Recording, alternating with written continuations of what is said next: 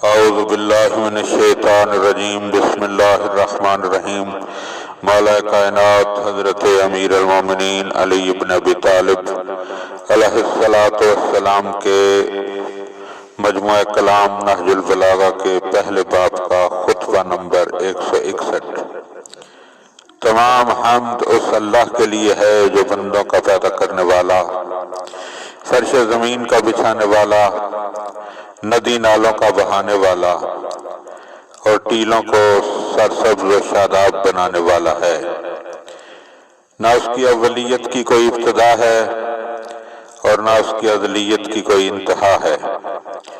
وہ ایسا اول ہے جو ہمیشہ سے ہے اور بغیر کسی مدت کی حد بندی کے ہمیشہ رہنے والا ہے۔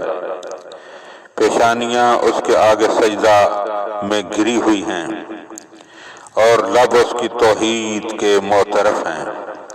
اس نے تمام چیزوں کو ان کے پیدا کرنے کے وقت ہی سے جداگانہ صورتوں اور شکلوں میں محدود کر دیا ہے تاکہ اپنی ذات کو ان کی مشابہت سے الگ رکھے۔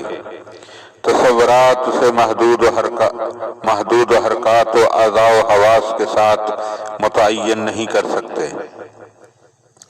اس کے لیے یہ نہیں کہا جا سکتا کہ وہ کب سے ہے اور نہ یہ کہہ کر اس کی مدت مقرر کی جا سکتی ہے کہ وہ کب تک ہے۔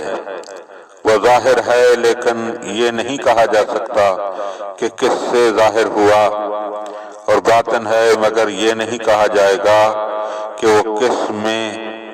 وہ نہ دور سے نظر آنے والا کوئی ڈھانچہ ہے کہ مٹ جائے اور نہ کسی حجاب میں ہے کہ محدود ہو جائے۔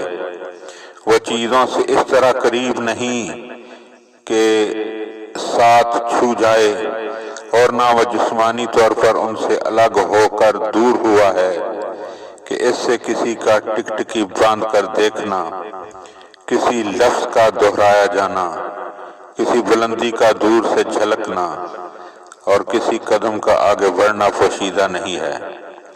نہ اندھیری راتوں میں اور نہ چھائی ہوئی اندھاریوں میں کہ جن پر روشن چاند اپنی کرنوں کا سایہ ڈالتا ہے، اور نورانی آفتاب طلوع و غروب کے چکروں میں اور زمانے کی ان کی گردشوں میں اندھیرے کے بعد نور پھیلاتا ہے، جو آنے والی رات اور جانے والے دن کی آمد و خود سے پیدا ہوتی ہیں۔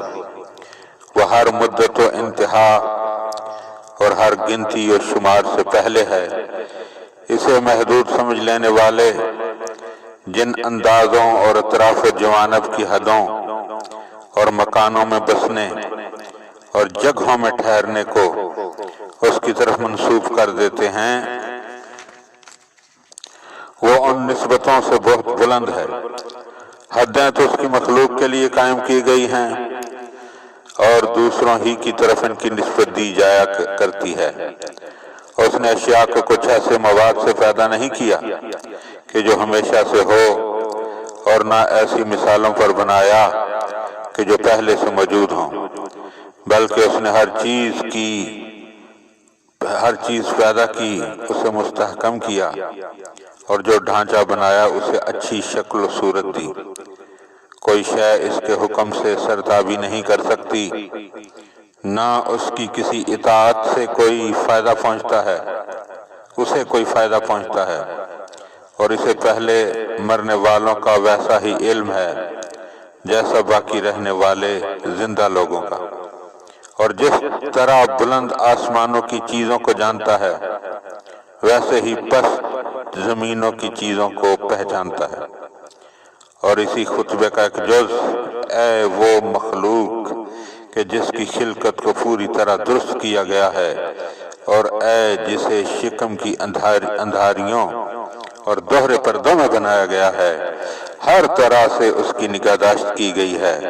تیری ابتدا مٹی کے خلاصے سے ہوئی اور تجھے جانے پہچانے ہوئے وقت اور طے شدہ مدت تک ایک جماؤ پانے کی جگہ میں ٹھہرایا گیا۔ تو جنین ہونے کی حالت میں ماں کے شکم میں پھرتا تھا، نہ کسی پکار کا جواب دیتا تھا اور نہ کوئی آواز سنتا تھا۔ پھر تو اپنے ٹھکانے سے ایسے گھر میں لایا گیا जो तेरा देखा भाला हुआ न था और ना इसे नफा हासिल करने के तरीके पहचानता था।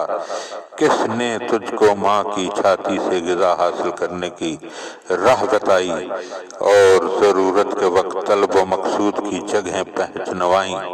भला जो शख्स एक सूरत व अज़ा वाली के पहचानने से आजिज़ हो, वो इसके पैदा करने वाले की सिफात से कैसे आजिज़ो दरमांदा ना होगा, और क्योंकि मखलूकात की सी हदबंदियों के साथ उसे पा लेने से दूर ना होगा।